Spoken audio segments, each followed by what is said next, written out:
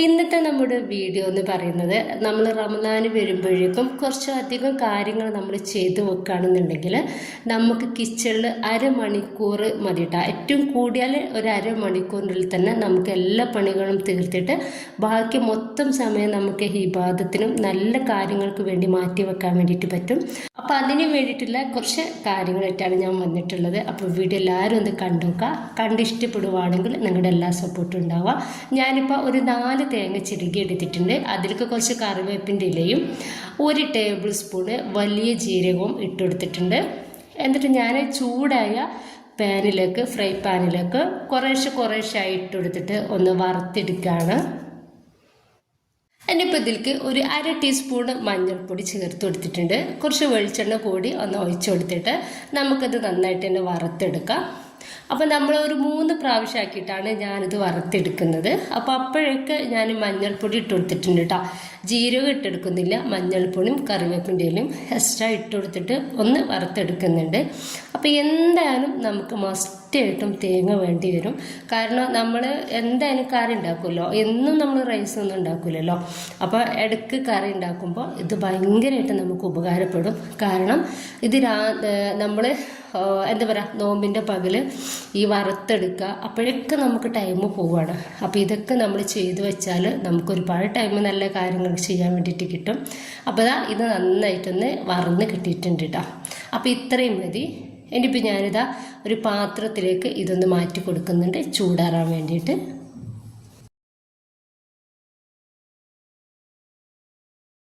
അതിനിപ്പോൾ ഞാൻ തേങ്ങ മുഴുവനായിട്ട് തന്നെ വറുത്തെടുത്തിട്ടുണ്ട്.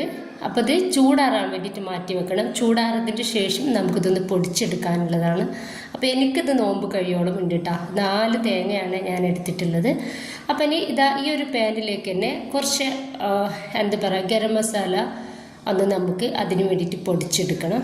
അപ്പം ഞാൻ ഈക്വലായിട്ട് തന്നെ ഏലക്കായ, അതുപോലെ ഗ്രാമ്പു, പട്ട, വലിയ ജീരകവും കൂടി എടുത്തിട്ടുണ്ട്. അപ്പോൾ ഇതെല്ലാം കൂടി ജസ്റ്റ് നമുക്കൊന്ന് ചൂടായിട്ട് കിട്ടിയാൽ മാത്രം മതി. ഇതൊന്ന് ചെറുതായിട്ട് ചൂടായ സമയത്ത് ഞാൻ ഗ്യാസ് ഒന്ന് ഓഫ് ചെയ്തിട്ട് ഒന്ന് മാറ്റി വെക്കുന്നുണ്ട്. അതിൻ്റെ ഇടയ്ക്ക് നമ്മുടെ തേങ്ങ നന്നായിട്ട് ചൂടാറിയിട്ടുണ്ട്. അപ്പോൾ ഞാൻ മിക്സിയുടെ ജാറിലിട്ടിട്ട് ഇതുപോലെ ചെറുതായിട്ടൊന്ന് പൊടിച്ചെടുത്തിട്ടുണ്ട്. ഒരു 4 പ്രാവശ്യം ആക്കിയിട്ടാണ് ഞാൻ ഇതൊന്ന് പൊടിച്ചെടുത്തിട്ടുള്ളത്. എന്നിട്ട് ഞാൻ ഇതുപോലൊരു പാത്രത്തിലേക്ക് ഈ ഒരു തേങ്ങ ഇട്ടെടുക്കുന്നുണ്ട്. അപ്പോൾ തീരെ വെള്ളമൊന്നും ഇല്ലാത്ത നല്ല വൃത്തിയുള്ള പാത്രമായിരിക്കണം. എന്നാൽ മാത്രമാണ് നമുക്കിത് കേടുകൂടാതെ നിൽക്കുള്ളൂ. അപ്പോൾ ഇതുപോലൊന്ന് ഞാൻ മുഴുവനായിട്ട് റെഡിയാക്കിയിട്ട് എടുത്തിട്ടുണ്ട്. ഇപ്പോൾ ഇതൊന്ന് ഫ്രീസറിലേക്ക് മാറ്റി വെക്കുന്നുണ്ട്. ഫ്രീസറിൽ തന്നെ നമ്മളിത് സൂക്ഷിച്ച് വെക്കണം, എന്നാൽ മാത്രമേ കേട് വരാണ്ടിരിക്കുള്ളൂ. കാരണം കറണ്ടൊക്കെ പോകുന്ന സമയത്ത് ഫ്രീസ് ചെയ്ത് വെക്കുകയാണ് എന്നുണ്ടെങ്കിൽ നമുക്ക് കുറച്ചധികം ആ തണുപ്പിൽ അങ്ങനെ അവിടെ ഇരുന്നോളും. ഇനിയിപ്പോൾ ഇതൊന്ന് മാറ്റി വെക്കുന്നുണ്ട്. ഇനിയിപ്പോൾ ഇതൊന്ന് ചൂടാറിയിട്ടുണ്ട് കേട്ടോ. ഇനിയിപ്പോൾ ഞാനിത് നന്നായിട്ട് ഒന്ന് പൊടിച്ചെടുക്കുന്നുണ്ട്. ഇപ്പോൾ നന്നായിട്ട് പൊടിച്ചെടുത്തിട്ടുണ്ട്. അപ്പോൾ അതൊരു പാത്രത്തിലേക്ക് മാറ്റി കൊടുക്കുകയാണ്. ഇനിയിപ്പോൾ ഞാൻ കുറച്ചധികം ഇഞ്ചിയും വെളുത്തുള്ളിയും എടുത്തിട്ടുണ്ട്. അപ്പോൾ ഇഞ്ചി ഇതുപോലെ ചെറിയ കഷ്ണങ്ങളാക്കി എടുത്തിട്ടുണ്ട്. എന്തെങ്കിലാണ് നമുക്ക് ഇത് മിക്സിയിലിട്ട് അരച്ചെടുക്കുന്ന സമയത്ത് വലിയ പാടില്ലാതെ ഒന്ന് അരിഞ്ഞ് കിട്ടുള്ളൂ, അതിന് വേണ്ടിയിട്ടാണ്. അപ്പം ഞാൻ മൊത്തത്തിലായിട്ട് ഇഞ്ചി ഇട്ടുകൊടുക്കുന്നുണ്ട്. അപ്പം മിക്സിയുടെ വലിയ ജാറിലിട്ടിട്ടാണ് പൊടിച്ചെടുക്കുന്നത് കേട്ടോ. അപ്പം അതിലേക്ക് മുഴുവനായിട്ട് തന്നെ ഇട്ടുകൊടുക്കുകയാണ്. അപ്പോൾ ഇഞ്ചി മൊത്തത്തിൽ ഒന്ന് ഇട്ടുകൊടുത്തിട്ടുണ്ട്. എന്നിട്ട് ഇതിലേക്ക് ഒരു 2 ടേബിൾ സ്പൂൺ സുർക്ക ഒഴിച്ചു കൊടുക്കുന്നുണ്ട്. അതുപോലെ തന്നെ ഇതിലേക്ക് 2 ടേബിൾ സ്പൂണ് സൺഫ്ലവർ ഓയിൽ കൂടി ഒഴിച്ചെടുക്കുന്നുണ്ട്. അപ്പോൾ ഇത് എന്തിനാണെന്ന് വെച്ചാൽ നമ്മുടെ ഒരു ഇഞ്ചിയുടെയും വെളുത്തുള്ളിയുടെയും ഒരു പേസ്റ്റിന് നല്ലൊരു സ്മെല്ലുണ്ടായിരിക്കും. അതുപോലെ തന്നെ ദിവസങ്ങളോളം കേടുകൂടാതെ ഇരിക്കുകയും ചെയ്യും. അപ്പോൾ ജസ്റ്റ് ഞാൻ ഇതുപോലെ ഒന്ന് ചതച്ചെടുത്തിട്ടുണ്ട്. ആ ഒരു ടൈമിൽ നമുക്ക് വെളുത്തുള്ളി മുഴുവനായിട്ട് ഇതിലേക്ക് ഇട്ടുകൊടുക്കാം. കാരണം വെളുത്തുള്ളി വേഗത്തിൽ നമുക്ക് അരിഞ്ഞ് കിട്ടും. ഇഞ്ചി ഒന്ന് അരിഞ്ഞ് കിട്ടാൻ ചെറിയൊരു പാടാണ്.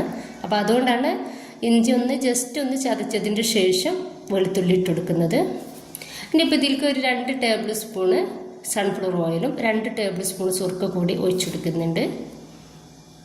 എന്നിട്ട് നമുക്കിത് നന്നായിട്ട് തന്നെ നല്ല പേസ്റ്റ് ആക്കിയിട്ട് അരച്ചെടുക്കാം. അപ്പോൾ നല്ല പേസ്റ്റായിട്ട് തന്നെ ഇത് അരഞ്ഞ് കിട്ടിയിട്ടുണ്ട്.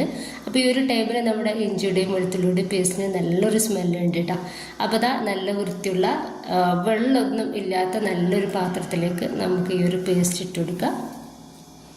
അതിനിപ്പോൾ ഞാൻ മുഴുവനായിട്ട് തന്നെ ഇതുപോലൊരു പാത്രത്തിലേക്ക് ഇട്ടെടുത്തിട്ടുണ്ട്. ഇനിയിപ്പോൾ അത് നന്നായിട്ടൊന്ന് മൂടി വെക്കുന്നുണ്ട്. ഇനിയിപ്പോൾ ഞാൻ എടുത്തിട്ടുള്ളത് കുറച്ചധികം തന്നെ സവോള ചെറുതാക്കിയിട്ട് കട്ടാക്കി എടുത്തിട്ടുള്ളതാണ്. അപ്പം നമുക്ക് ഈ ഒരു സവോള ഒന്ന് ഫ്രൈ ചെയ്തെടുക്കണം. അപ്പോൾ സവോള ഫ്രൈ ആക്കിയത് നമുക്ക് എന്തിൻ്റെ കൂടെ ഉപയോഗിക്കട്ടെ. നമുക്കൊരു ചിക്കൻ കറി ആയാലും ബീഫായാലും മട്ടനായാലും അതുപോലെ തന്നെ ബിരിയാണിക്കായാലും നമുക്ക് ഈ ഒരു സവോള നിർബന്ധമാണ്. അപ്പോൾ ഇതൊക്കെ നമ്മൾ ഫ്രൈ ആക്കിയിട്ട് എടുക്കുകയാണെന്നുണ്ടെങ്കിൽ നമുക്ക് ഒരുപാട് സമയം നമുക്ക് കിച്ചണിൽ നിന്ന് എണീറ്റ് പോരാൻ തന്നെ ടൈം ഉണ്ടാവില്ല കേട്ടോ. കാരണം ഫുള്ളായിട്ടും കിച്ചണിൽ തന്നെ സമയം ചെലവഴിക്കേണ്ട ഒരു നോമ്പാണ്. അപ്പോൾ നോമ്പിന് നമ്മളെല്ലാതും ഒന്ന് ചെയ്ത് വെക്കണം. അപ്പോൾ അതാ ഈ ഒരു സവോള ഒന്ന് ഫ്രൈ ആയിട്ടുണ്ട്. നന്നായിട്ട് ഫ്രൈ ആവണ്ട, ഒരു 3/4 ഭാഗത്തോളം ഫ്രൈ ആയാൽ നമുക്കിത് എണ്ണയിൽ നിന്നും ഒന്ന് കോരി മാറ്റാം.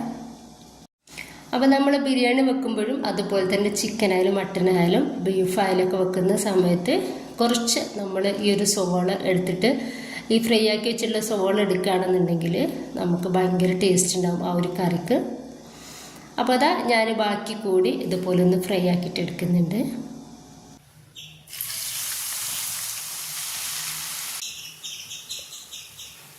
അപ്പോൾ മുഴുവനായിട്ട് തന്നെ ഞാനൊന്ന് ഫ്രൈ ആക്കി എടുത്തിട്ടുണ്ട്. ഇനിയിപ്പോൾ നമുക്ക് ഇതൊന്ന് മാറ്റി വെക്കാം. ഇനിയിപ്പോൾ ഞാനിവിടെ എടുത്തിട്ടുള്ളത് 1 കിലോ സവോള എടുത്തിട്ടുണ്ട് കേട്ടോ. അതാ ഇതുപോലെ ഒന്ന് കട്ടാക്കി എടുത്തിട്ടുണ്ട്. അപ്പോൾ വലിയ കഷ്ണങ്ങളാക്കി കട്ടാക്കി എടുത്താലും കുഴപ്പമില്ല. നമുക്കിതുപോലെ ഒന്ന് ചെയ്തതിന് ശേഷം അരച്ചെടുക്കാനുള്ളതാണ്.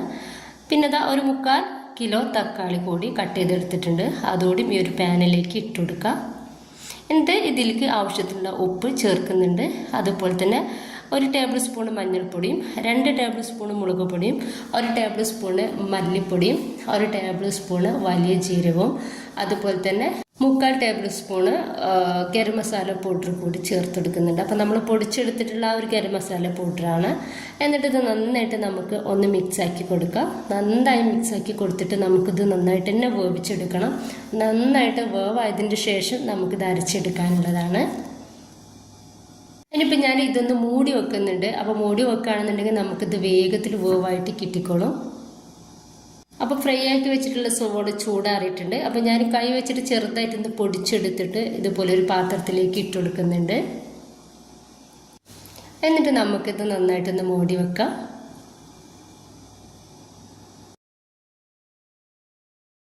അപ്പോൾ അതിൻ്റെ ഇടയിൽ നമ്മുടെ ഈ ഒരു സവോളയും തക്കാളിയും ഒന്നൊക്കെ പകുതി വേവായിട്ടുണ്ട്. അപ്പോൾ നമുക്ക് പകുതി വേവായാൽ പോരാ, നന്നായിട്ട് തന്നെ വേവായിട്ട് കിട്ടണം.